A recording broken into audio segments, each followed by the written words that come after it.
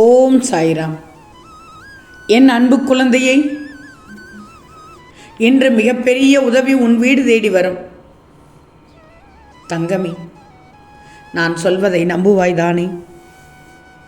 என்னுடைய அருளால், என் ரூபத்தால் நிச்சயமாக மிகப்பெரிய உதவி உன்னை வீடு தேடி வந்து அது உனக்கு நன்மை தரப்போகிறது. தங்கமே, உனக்கு நிறைய விஷயங்களை நான் புரிய வைக்க வேண்டியதாக உள்ளது.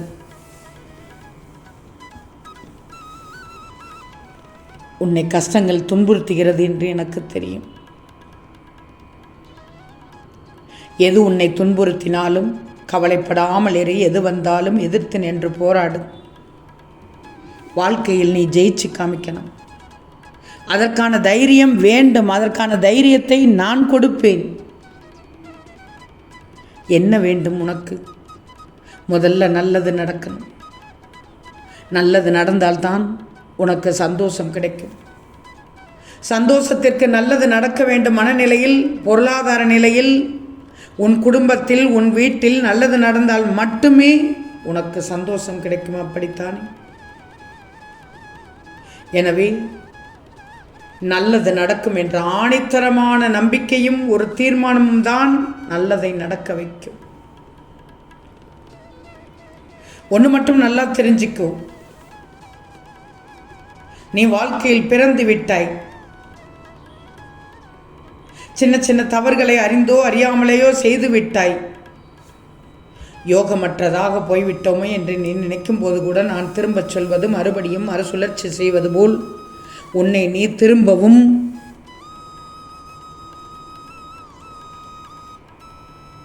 இந்த ஆன்மீக பாதைக்குள் செல்லும் போது உலையிலிட்ட எறும்பு தாது போல உனக்கு பிரச்சனைகள் பல வரும், வந்து கொண்டுதான் இருக்கும். கவலைப்படாதே.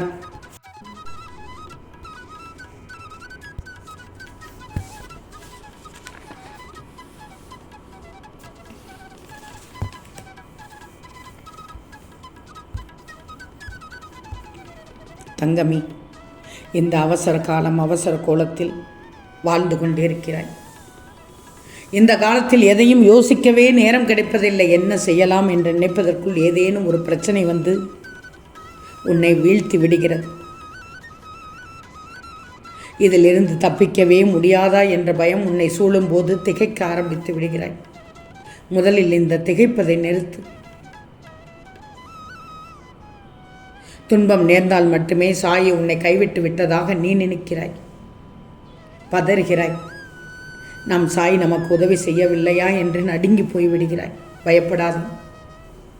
அனைத்தையும் ஃபேஸ் பண்ண கற்றுக்கொள். ஏன்னா உனக்கு இந்த நேரத்தில் தைரியம்தான் ரொம்ப முக்கியம். அதே நேரத்தில் தன்னம்பிக்கையும் முக்கியம். வாழ்க்கை வாழ்வதற்கு அத்தியாவசியமான ஒன்று. அனைத்தையும் முடிவுக்கு கொண்டு வந்து விட்டேன். இனி உனக்கு மகிழ்ச்சி மட்டும்தான். உன் கஷ்டங்களுக்கெல்லாம் விழிவு காலம் வந்துவிட்டது. துயரத்திற்கெல்லாம் முடிவு வந்துவிட்டது. இனி உன் வாழ்க்கையில் நல்லது மட்டும்தான் நடக்கும். இதோ உனக்கான நல்ல நேரம் வந்ததால் தான் இன்று மிகப்பெரிய உதவி உன் வீடு தேடி வரும் என்று சொன்னேன். அது உன்னை தேடி வந்து கொண்டிருக்கிறது. உன் பிள்ளைகளின் நலம் விரைவில் சீராகும். நான் உன் முன்னால் தான் நிற்கிறேன். ஏன் உனக்கு தெரியவில்லையா? என்னை மனதில் நினைத்தாலே போதுமே. உன் வாழ்க்கையில் பல வேதனைகள் நடந்துவிட்டது. பலரிடத்தில் மனக்கசப்புகள் நடந்துவிட்டது. உறவுகளோடு பூசல் ஏற்பட்டு விட்டது. ஆசையாக வாங்கியது கைவிட்டு போனது. நிம்மதியை இழந்தாய்.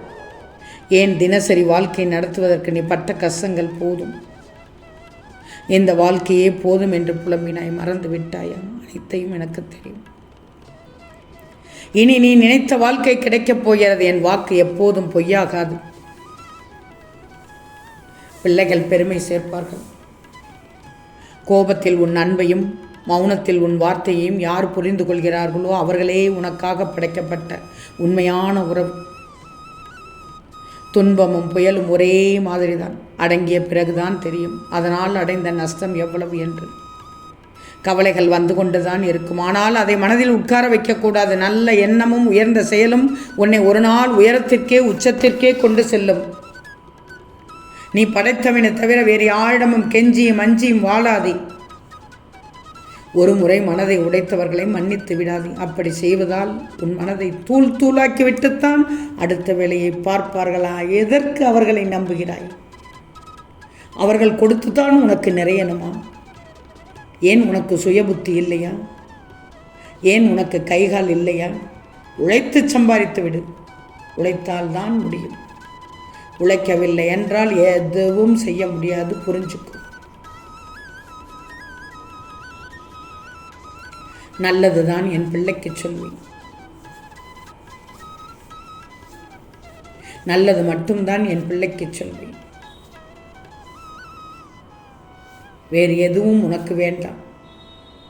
நான் சொன்ன அறிவுரையை மட்டும் கேட்டால் போதும். அனைத்தும் நல்ல விதமாக நடக்கும். கவலையே படாது. உனக்கு நான் இருக்கிறேன். நான் இருக்கும்போது அடுத்தவர்களிடம் கையேந்தி நிற்காதே. அந்த பழக்கம் என் பிள்ளைகளிடத்தில் இருக்கவே கூடாது. புரிகிறதா தங்கமே?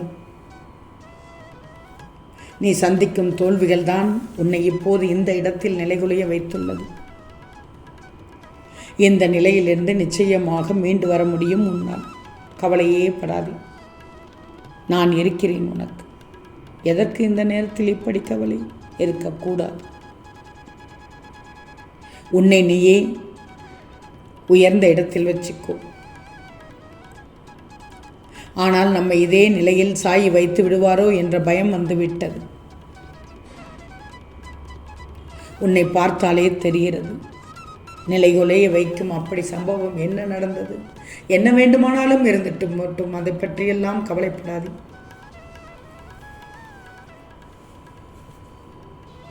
இதுவரை நான் உனக்கு கொடுத்த வாக்குறுதிகள் அனைத்தும் பலிக்கத்தான் போகும். அதற்கான கால நேரம் வரும் வரை நீ சற்று காத்திருக்கத்தான் வேண்டுமானால் உன் கண்ணீரும் பிரார்த்தனைகளும் ஒருபோதும் வீணாகாது. கண்டிப்பாக அனைத்தும் என் ஆசீர்வாதத்தோடு நிகழும்.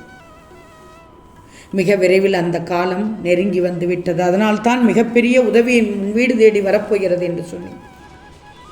என்னுடைய ஆசீர்வாதத்தோடு அத்தனையும் நடக்கும். பிரச்சனைகள் குறித்து பயப்படாது. அதனால்தான் என்னவோ மன உளைச்சலுக்கு ஆளாகி கொண்டிருக்கிறாய்.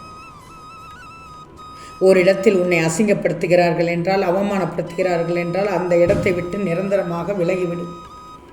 என்ன செய்ய போகிறோம் என்று இப்போது கலங்கிக் கொண்டிருக்கிறாய். விரைவில் மாறுதல் ஏற்பட்டு உன் மனம் தெளிவு பெறும்.